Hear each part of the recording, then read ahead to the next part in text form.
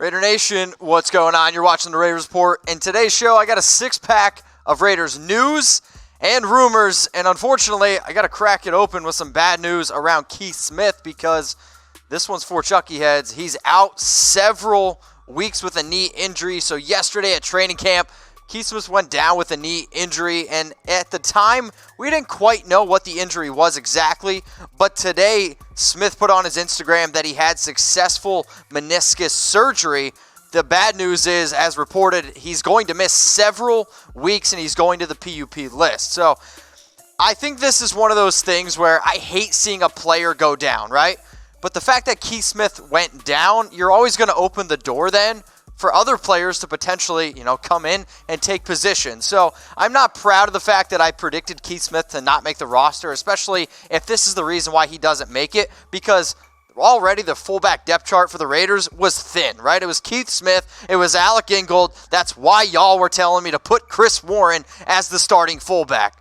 Well, now that Smith is out several weeks, and since the fact that Ingold is the only UDFA, I want to ask everybody who's watching the show right now, should the Raiders cut Keith Smith? I want you to type C for cut or type K for keep, okay? Think about it. We cut Keith Smith, we only have Alec Ingold. But at the same time, if you cut Keith Smith, you give a player like Alec Ingold an opportunity, and maybe this is what Chris Warren needs to become a fullback. So, leading into that, all right, is it time to cut Keith Smith? I didn't give you my answer because this is my answer. It's for Chucky heads, believe it, baby, to me. I am cutting Keith Smith. I am saving the $1.5 million in doing so. When I think about the fact that Smith played in only 15% of the Raiders snaps last season, I don't really know if that's the justification to be able to pay him. That's maybe the biggest word I've ever used on this show. $1.5 million, okay? I am a believer in Alec Ingold. I think he is a solid fullback. And I've also heard that the Raiders are going to run less, snaps with a fullback on the field. When you go and you get Antonio Brown, Tyrell Williams, and you have a tight end like Darren Waller who can't really block, but they're going to run routes with him. If you want to run a more spread offense with this team that you have assembled around Derek Carr, the chances of having a fullback on the field are a little bit less. So here is the Raiders' fullback depth chart. Now, I don't really want to brag about this simply because it's one of those things that I hate bragging about injuries, but I projected the Raiders' running back depth chart all around was Jacobs at 1. I had Jalen Richard at 2. I had Chris Warren, unfortunately on the practice squad, but then I also said that they were going to cut Keith Smith, have Alec Ingold, and then Doug Martin would be the RB3. So this was the running back projected depth chart that I put out last week, and now the fact that Smith is hurt, this is the one that I really think that the Raiders are ultimately going to go with. Now, the fact that this is what it looks like and the fact that the Raiders potentially are going to only have one fullback, I want to ask this question. Will the Raiders sign another fullback? I want you to type Y for yes or type N for no, okay? So think about it. Will the Raiders sign another fullback? Type Y for yes and type N for no. Now, I'm going to ask you guys to do this as well. I need you guys to subscribe to the Oakland Raiders Report by August 6th. The first day of Hard Knocks. We have to, okay, and I mean this. We have to get to 20K subscribers. I've been told by my good friends here at Chat Sports and Tom that if we do not get to 20,000 subscribers, I might have to start doing Cowboys content because they're almost at 30,000 subscribers. We did a show, Raiders vs. Cowboys, and since we've done that, they've kind of blown me out of the water. My bosses here are telling me, Mitch, if you don't get to 20K subscribers by August 6th, we might have to do less videos. So if you guys want me to start saying, what's going on, Cowboys Nation, you better start subscribing. So August 6th, start of Hard Knocks, we have to be at 20K subscribers right now at 18,440. Can you do it for me? You better. All right, let's keep the show moving. Hopefully I get to do a show next week. Will we sign another fullback? I asked you guys Y for yes and for no. I'm going to say this one's only one Chucky head, and I think it's a small shred of truth that the Raiders do ultimately go out and add another fullback. Now, Ian Rappaport, once he saw Keith Smith go down, said that the Raiders could sign another fullback, and then a bunch of you were asking me, hey, Mitch, who the heck could else we sign? I am a believer in Alec Ingold. I think that the Raiders would be smart to stick with Ingold. I really, really do. I don't really see the point in going out and getting another fullback. So I really had to think about it. Like, who are some of the other fullbacks out there, okay? And then I lean over the table. I look at Tom, and I'm like, dude, can you help me find another player? So here's some notable free agent fullbacks. Derek Coleman. Could be a WWE star. I don't know. Tommy Bohannon. No, Bohannon. I'm kidding. What are the shorts? Bahama shorts? I'm not sure. It's a bad joke. Dan Vitale. Aaron Ripkowski. Sounds like a great name. And then Winston Dimmel. Who the hell is Winston Dimmel, Tom? Did you make up that graphic? I'm not sure. Apparently, he's a fullback from Kansas State who tried to play with the Seahawks this offseason. What? First went to UTEP, then Kansas State. Oh, I'm flipping you off right now. All right, let's get this back on screen here. So, I got a question, okay? Who should get more snaps in 2019, Alec Ingold or Chris Warren? And I'm asking this question because if the fact that Keith Smith went down, and if Alec Ingold is the only fullback right now, could this actually be the way that Chris Warren gets onto the field as a fullback? I've already had, I'm going to say, 50 people ask me that question. So I want you to type AI for Allen Iverson, I'm kidding, Alec Ingold, or CW3 for Chris Warren. Who should get more snaps in 2019? Alec Ingold, Chris Warren. We've done a lot of basketball videos here because they're almost at 20K subscribers. No, I'm kidding. But Allen Iverson is on my mind. Another question. Do you have a FanDuel account? Okay, I want you to type 1 for yes and type 2 for no. I am a big fantasy football guy, and I like being able to compete against the nation and everything that we do here, okay? So do you have a FanDuel account? Type 1 for yes, type 2 for no. For every single person that's going to type 2 for no, I want you to DM me. I got something special for you. All right, let's keep the show rolling here, Alicia.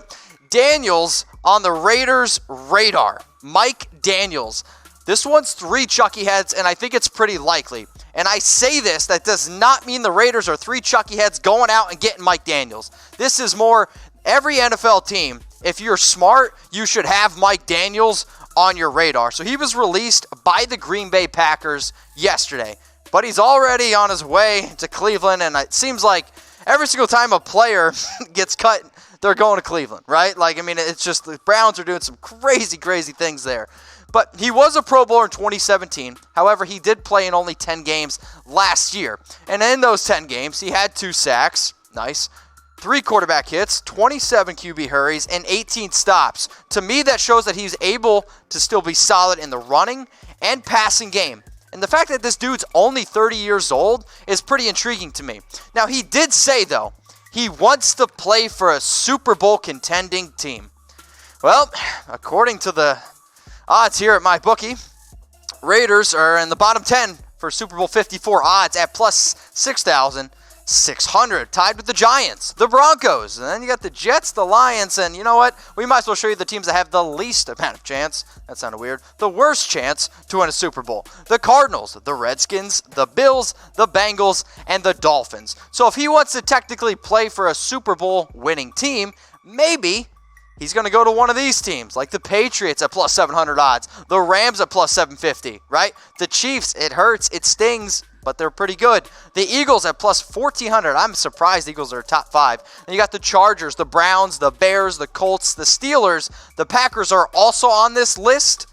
However, I don't really see him going, back to Green Bay. So I showed you the worst odds, the best Super Bowl odds, okay?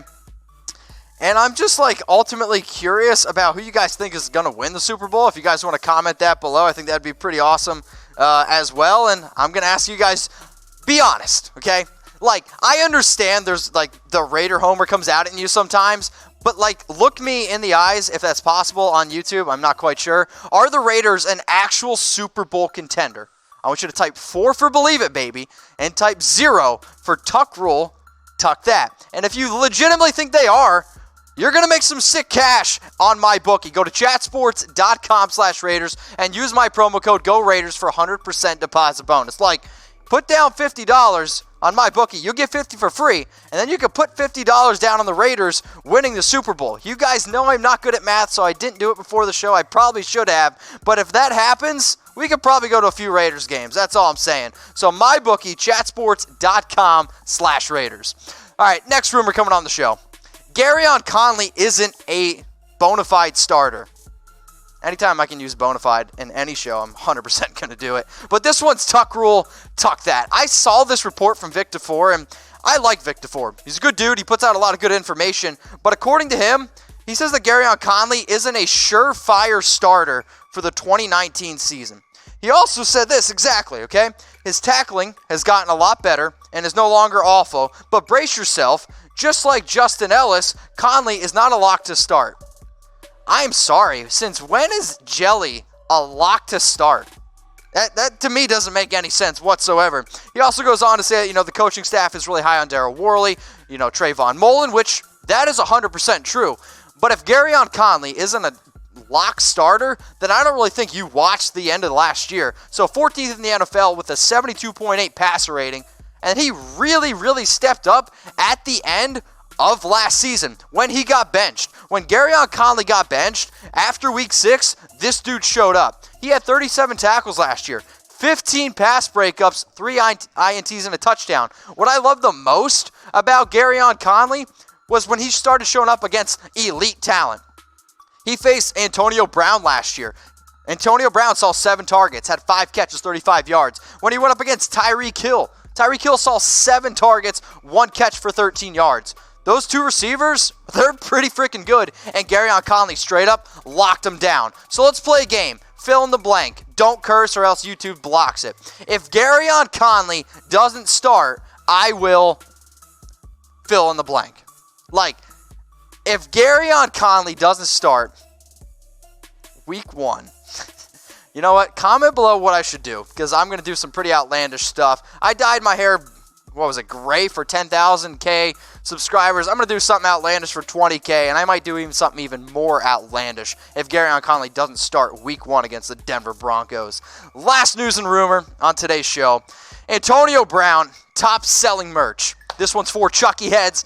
Believe it, baby. I'm excited to see this. The fact that Antonio Brown, is killing it. His stuff is selling for the Raiders. So the NFLPA announced their merchandise rankings, okay? And AB finished 8th among all NFL players in sales. And for those of you that don't know what's they're selling, it's licensed products including jerseys, t-shirts, collectible figures, headwear, and various other merchandise categories. So this is 75 licensed sellers, and this was from March 1st to May 31st. So Antonio Brown was 8th, okay? 8th. And so, top 10 is impressive, especially when you're, I don't want to say in Oakland, but maybe not some of these other bigger market cities. But number 1 was Tom Brady. Number 2 was Odell. 3 was Khalil Mack. 4 was Sam Darnold, which really surprised me, but quarterback of the Jets. 5 was Baker Mayfield. 6 was Patrick Mahomes, Aaron Rodgers, AB, Zeke. Well, Zeke's not even on his flight, so maybe his merchandise stuff will drop. And then Saquon Barkley at number 10. The fact that Antonio Brown is behind Patrick Mahomes kind of stings. Kind of ticks me off a little bit. So let's get AB above Patrick Mahomes. So what I want you guys to do is, if you want an Antonio Brown jersey, I got a hookup. So DM me 84 at Mitchell Renz 365 on my Twitter, okay? You want an AB jersey? I got a hookup. DM me the number 84 on Twitter at Mitchell Renz 365. Raider Nation, what's going on? Is this the #1 Raiders channel on YouTube? For Chucky heads, believe it, baby. And if you haven't already, subscribe right here. I'm giving you Chucky heads, news, rumors, Raider Nation rumors. And look at this, I'm making your life easier. Check out my next video. Thanks for watching, and go Raiders.